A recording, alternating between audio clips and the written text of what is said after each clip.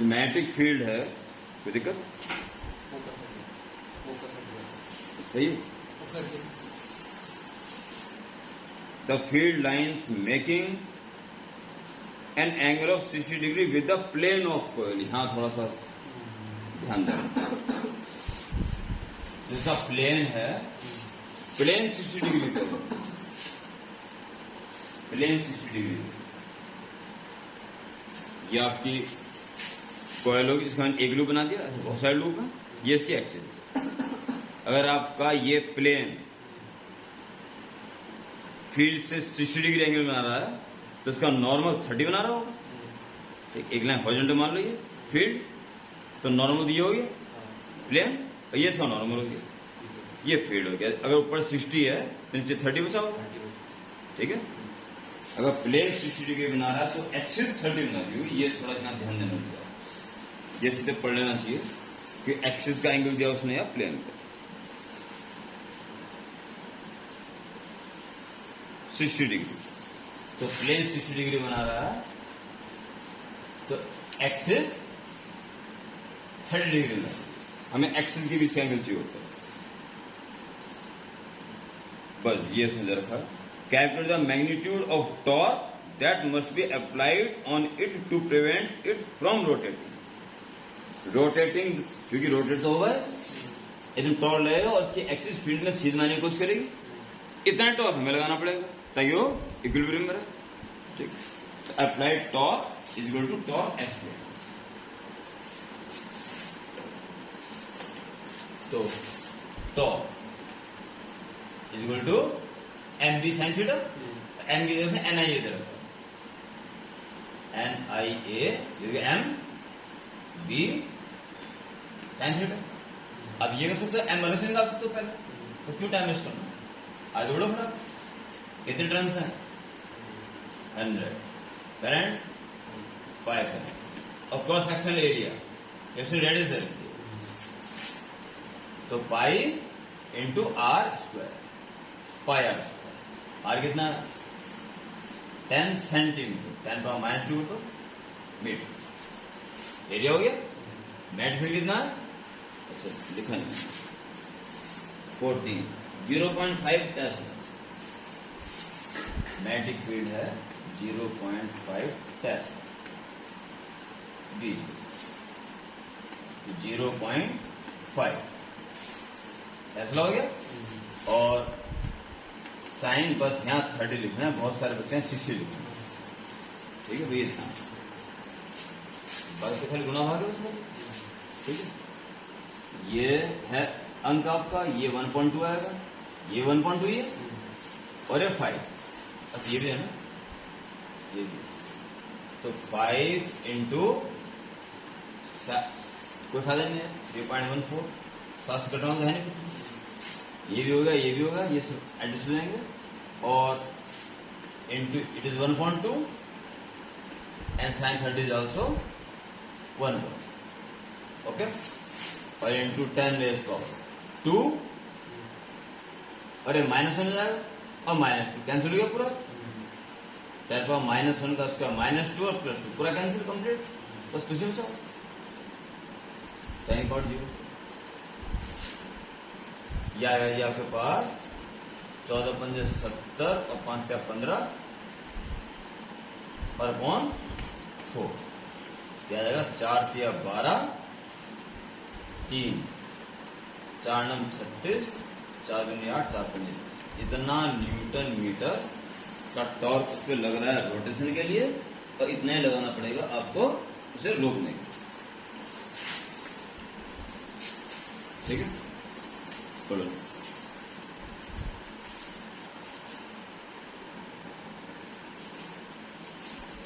11 question है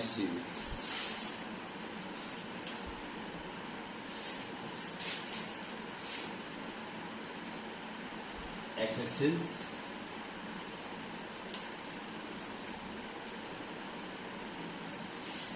Y axis,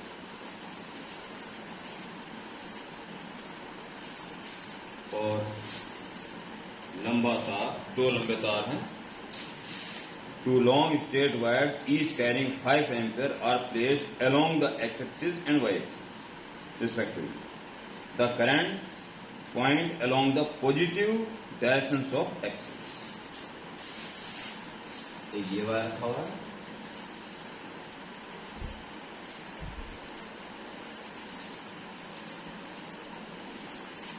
long है, और ये वायर ये भी लॉन्ग, दोनों में पॉजिटिव के लॉन्ग 5 एम्पियर करंट फ्लो हो रहा है। ये स्थिति है 5 एम्पियर। आपको निकालना magnetic field due to both of these current carrying wires. 4 option है। Part A 1,1। हाँ, ये भी 1 और ये भी।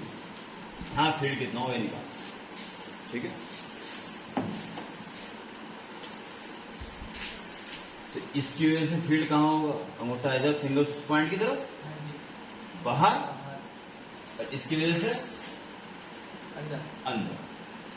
जितना इसकी वजह से फील्ड आएगा 1 मीटर दूर, उतना ही उसकी वजह से भी आएगा 1 मीटर दूर। वही करंट इसमें है, वही इसमें है, उतना दूर पॉइंट इससे, उतना ही दूर इससे, तो दोनों फील्ड बराबर आएंगे, एक दूसरे को कैंसिल कर देंगे, ठीक है। तो पार्ट ए क्या हो जाएगा? Net field B net equal to B along x axis plus B along y axis का वेक्टर इक्वल टू 0 होता है, उसको डैश में शो नहीं करते। Since B x B y are equal and opposite,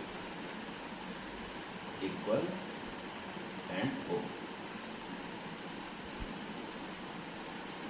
समझ आई बात? समझिए। बी पार्ट कह रहा है एट द पॉइंट -1, -1, -1,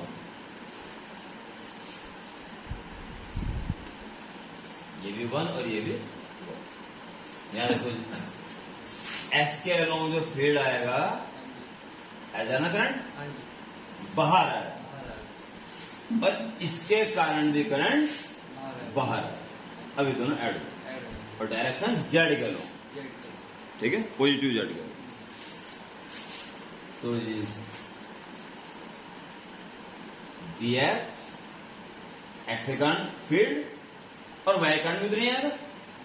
ये 5 एम्पियर 1 मीटर दूर, ये भी 5 एम्पियर, उससे भी 1 मीटर दूर, तो दोनों फील्ड इंडिविजुअल बराबर आएंगे, बी एक्स और बी वाई। यहाँ के मैग्नीट्यूड है से एरो वो बना देना इसमें एरो, तो डैश में बराबर ही है। इसके कारण जो फील्ड आ रहा है वो बाहर आ रहा है ना, और इसके कारण भी बाहर आ रहा, मैग्नीट्यूड भी एक जैसा आएगा और डायरेक्शन भी एक जैसे आएंगे। क्या होता फॉर्मूला? एक लंबे वायर के कारण फील्ड μ0/2π I/r, याद होना चाहिए लंबे वायर की वजह से, और डायरेक्शन के जेड के बस। इसकी वैल्यू होती है 2 × 10⁻⁻7। करंट है 5 एम्पियर और है 1 मीटर। तो शो करना मीटर कितना आ गया? 5 × 10 यानी कि -6 टेस्ला या कैप टेस्ला नेट फील्ड कितना हो जाएगा? ऐड कर दो, इंडिविजुअल था ना, तो ऐसे 2 × 10⁻⁻6 टेस्ला, या तो खाली के लिखो बेटा, या लिख देना अलोंग पॉजिटिव जेड। ठीक है, कर लो।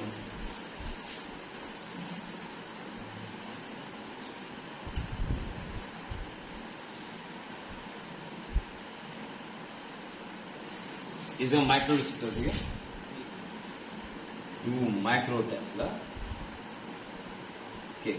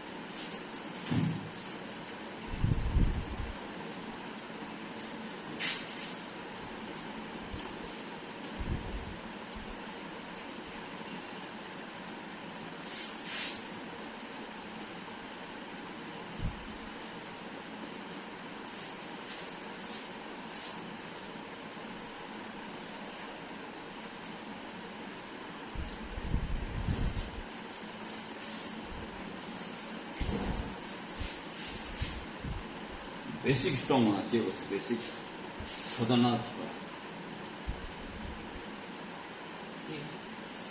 सी की बात करें, -1 -1, तो इसकी वजह से अंगूठा होता है फिंगर नीचे अंदर जाए, और इसकी वजह से बाहर आए।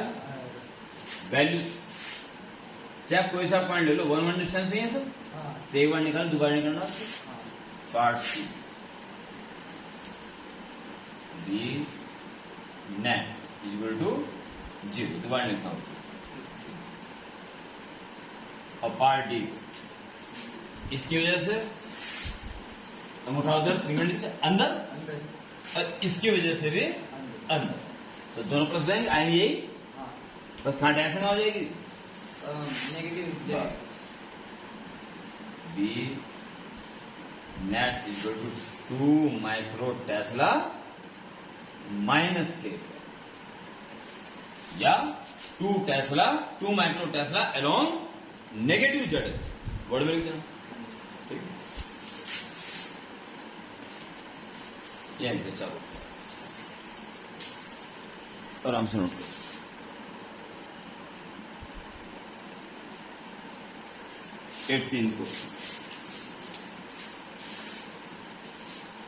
Square loop of radius A of side A होगी edge, made of a uniform wire, a current I enters loop at A and leave at C. लिख रहा साहब, find the magnetic field at the point P, this is point P, which is on perpendicular bisector of AB, AB का perpendicular bisector है, और A by 4 distance पे AB from it, it is A by 4. Find the magnetic field at P पे निकाल,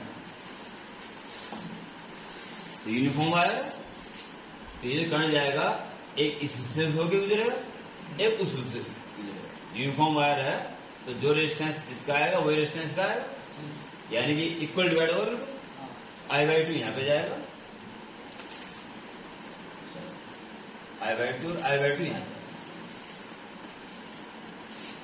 okay. इसकी वजह से जो करंट होगा बाहर होगा, और इसकी वजह से भी बाहर होगा, क्लियर। और इसकी वजह से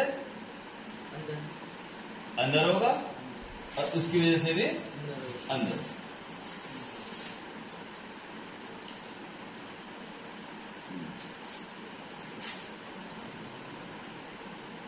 इन दोनों की वजह से, तो ये पॉइंट इसके तो पास में पड़ रहा ना, उससे दूर पड़ रहा, तो कैंसिल नहीं होगा। सेंटर पर तो कैंसिल हो चुका होता, तो आप क्या करेंगे,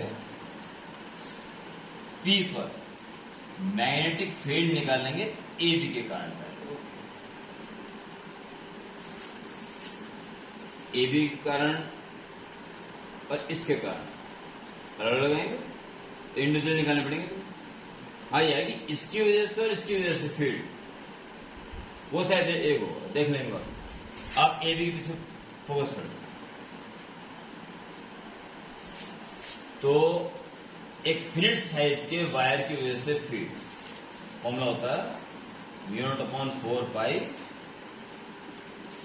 I अपॉन R और sine φ1 plus sine φ finite size. तो μ0/4 करंट कितना है उसमें I/2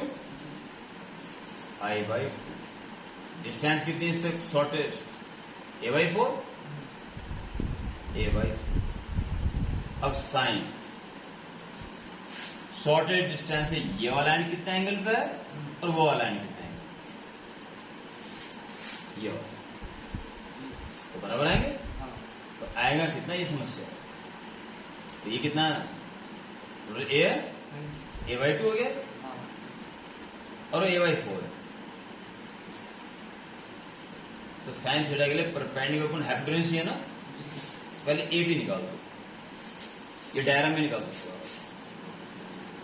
AB² equal to A/2 का स्क्वायर प्लस A/4 का स्क्वायर। तो A²/4 प्लस A²/16, तो 4 और 5 हजार 5A²/16 सही है। तो ए बी आ गया आपके पास √5A/4 ठीक। तो साइन φ1 क्या हो जाएगा, परपेंडिकुलर हाइपोटेन्यूज, परपेंडिकुलर है A/2 सीधे लिख दो उसको, sine φ1 perpendicular A/2 sine φ1 is equal to perpendicular upon hypotenuse. Hypotenuse कितना आ जाएगा √5A/4 इतना ये और इतना ये भी आएगा, तो इसे इंटू 2 ओके। μ0/4 यह आ जाएगा I/A और 4 ऊपर पहुंच जाएगा तो 2 इतना हो गया। A/2 से इंटू 2 कट जाएगा, A से A कट जाएगा और 4 पर पहुंच जाएगा 4/√5 ओके। और इस 4 से इस 4 को भी कट कर दो और फिर कुछ हो 2μ0I/πA√5 ये सीरीज है ठीक है। तो क्वेश्चन बनाने वाला आप आएगी इसकी वजह से बराबर आ जाएंगे, क्योंकि जो करंट इसमें वो इसमें ऐसे कैंसिल हो जाएंगे। ये I/2 इसमें जाएगा ना तो कुछ फर्क हो जाएगा I/2 और इसमें क्या जा रहा I/2 इसमें बराबर डिस्टेंस में है, इसकी वजह से कहाँ होगा बाहर और इसकी वजह से अंदर, इन दोनों से कैंसिल हो गया ठीक। भाई इसका निकाल दो उसको इतनी बड़ी बात नहीं।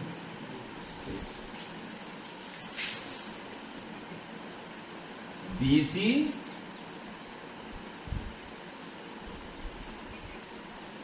और AD का वेक्टर एडिशन 0 है। इन दोनों अकाउंट में फील्ड है यहाँ पे इक्वल एंड ऑपोजिट कैंसिल हो गया। इसका निकाल ये रहेगा बस लास्ट, इसे निकालने के लिए मतलब निकली इसकी वजह से कहाँ आया बाहर की तरफ और उसकी वजह से आएगा अंदर की तरफ ठीक है।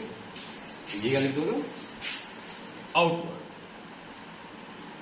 हमारा है ना नहीं आउटवर्ड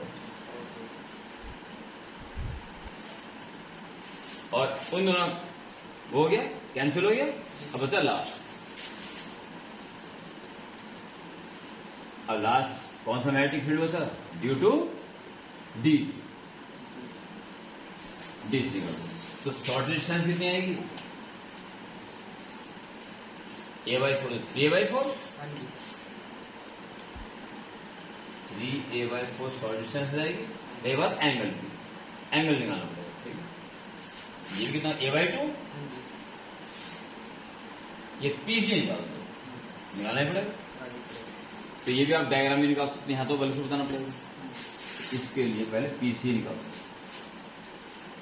तो PC square is equal to a/2 का स्क्वायर यानी a²/4 प्लस इसका स्क्वायर, तो 9a²/16 9a²/16 सही है। जी सर कितना हो जाएगा? 4 और 9 13 13a²/16 4/16 4 और 9 13 सही। तो PC कितना आ गया? √13 और a/4 ओके। जी सर और ये फिनिट साइज है, हाँ जी ये 5 और 5 भी इक्वल होंगे। हाँ जी तो magnetic field due to D μ0/4π I/r, I कितना है उसमें भी I/2 ही है। हाँ जी I/2 upon closest distance 3a/4 और अंदर sin φ1 प्लस sin φ। तो sin φ1 कितना आ जाएगा? Perpendicular upon hypotenuse a/2 upon जो ये अभी निकाला √13 a/4 इतने वो भी आएगा इंटू 2 ठीक है। μ0/4π और इसकी वजह से कहाँ आएगा? अंदर की तरफ, ठीक है। इसकी वजह से वीक आएगा, उसकी स्ट्रॉन्ग आएगा इसके पास में, उसकी वजह से वीक आएगा, दूर हो गया उससे, तो ये वीक आएगा। तो क्या क्या बचेगा? I/a तो है ही, ये 4 पहुंच जाएगा ऊपर, सबसे ऊपर, तो क्या 6 हो जाना है, तो 6 और 4 ऊपर जाना, तो ये 7 आएगा, 6 और 4 ऊपर। और यही बात इसकी, तो 2 से 2 कैंसिल, ए से a कैंसिल, और 4 से ऊपर पहुंच जाएगा 4/√30 सही है। 4 से 4 कैंसिल और 2 दूनी 4 2 क्या 6 μ0I और 2 μ0I अपॉन 3/√3 πa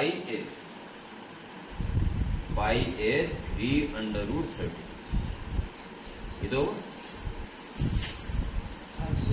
ओके। अब किधर होगा ये?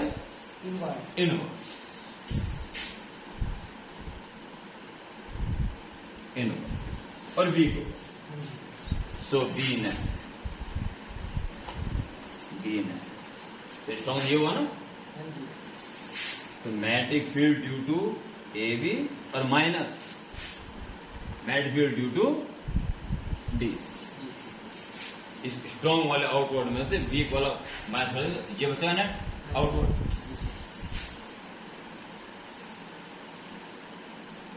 आउटवर्ड ठीक है। तो बस वैल्यू पुट कर दो। क्या है इसकी स्ट्रॉन्ग वाले की 2 μ0I अपॉन पाई a √5 अजीब सा आ रहा है ना। 2 μ0I अपॉन पाई a 3/30 √5 हटेंगे नहीं ये आ रहे हैं आ रहे हैं। आ रहे कौन सा क्वेश्चन में क्या है? ये 18 बस तो कॉमन ले लो कॉमन ले लो। क्या क्या कॉमन है? 2 कॉमन है, μ0I कॉमन है, अपॉन में पाई a कॉमन है। μ0 2 μ0I अपॉन पाई है तो क्या बचा 1 अपॉन √5 माइनस 2 μ0I बाहर चला गया, पाई a बाहर चला गया, 1 अपॉन में 3 यही है हाँ जी ये एक्यूरेट है ये लो जी कर लो सारी कितना क्वेश्चन है बढ़िया